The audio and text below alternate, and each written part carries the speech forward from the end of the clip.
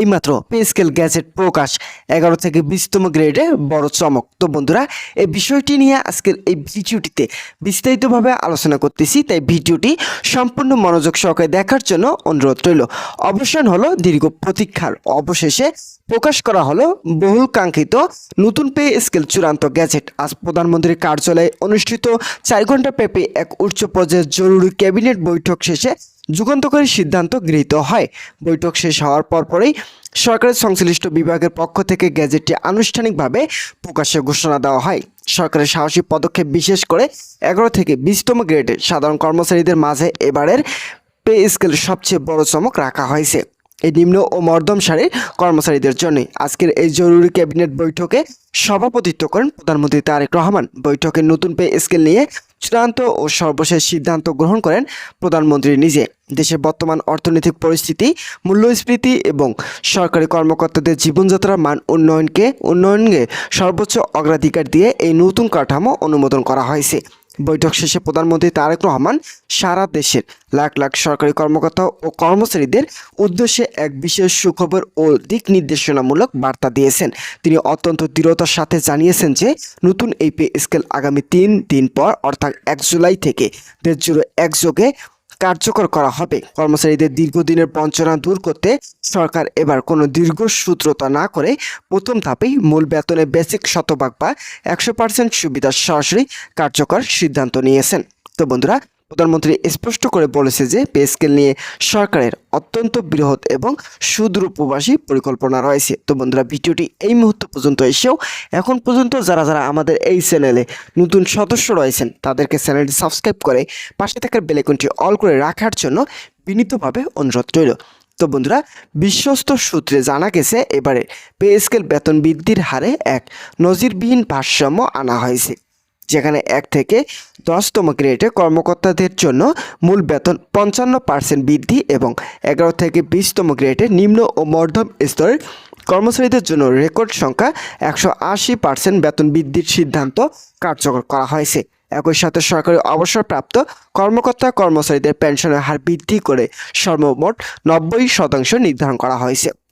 Pay স্কেলের এই বাস্তবায়ন বিশাল কার্যকর, সম্পূর্ণ ভিন্ন ও পরিকল্পিত উপায়ে অনুমোদন করার কথা ভাবছে সরকার, যাতে অর্থনীতির উপর কোনো চাপ সৃষ্টি না হয়।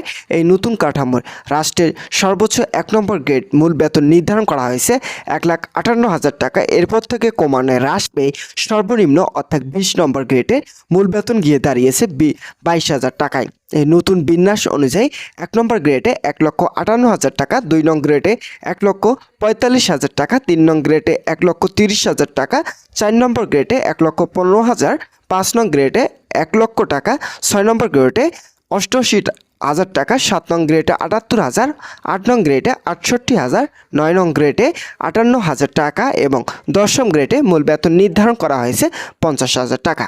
প্রশাসনের মধ্যম ও নিম্ন স্তরের কর্মচারীদের জন্য রাখা বিশাল চমকের অংশ হিসেবে 11 থেকে 20তম গ্রেডের বেতন একইভাবে সুবিন্যস্ত করা হয়েছে, যাতে কোনোভাবেই নিচের কোনো গ্রেডের বেতন তার উপর গ্রেডকে অতিক্রম না করে।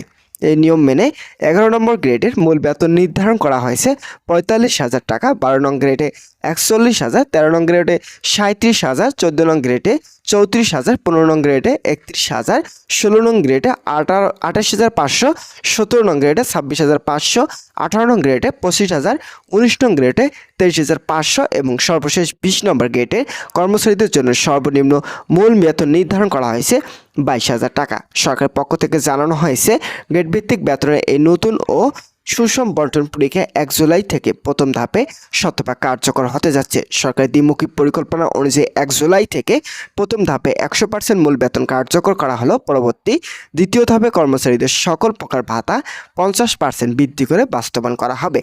তো বন্ধুরা, প্রধানমন্ত্রীর উপস্থিতি বৈঠকে এই পে স্কেল সুন্দরভাবে পরিচালনার জন্য একটি শক্তিশালী পে স্কেল অ্যাডভাইস কমিটি বা পরামর্শ কমিটি গঠন করা হয়। পাশাপাশি সাধারণ কর্মচারীদের তথ্যের সুবিধাতে পে স্কেল রুলস নামে একটি সম্পূর্ণ নতুন ও ডেডিকেটেড ওয়েবসাইট চালু করার সিদ্ধান্ত নেওয়া হয়েছে, যেখানে পে স্কেল সংক্রান্ত যাবতীয় নিয়মকানুন ও নির্দেশনা তাৎক্ষণিক পাওয়া যাবে। তো বন্ধুরা, এই বিশাল পে স্কেল মাঠ পর্যায়ে পূর্ণাঙ্গভাবে বাস্তবায়ন আগামী 2 থেকে 3 মাস সময় লাগতে পারে।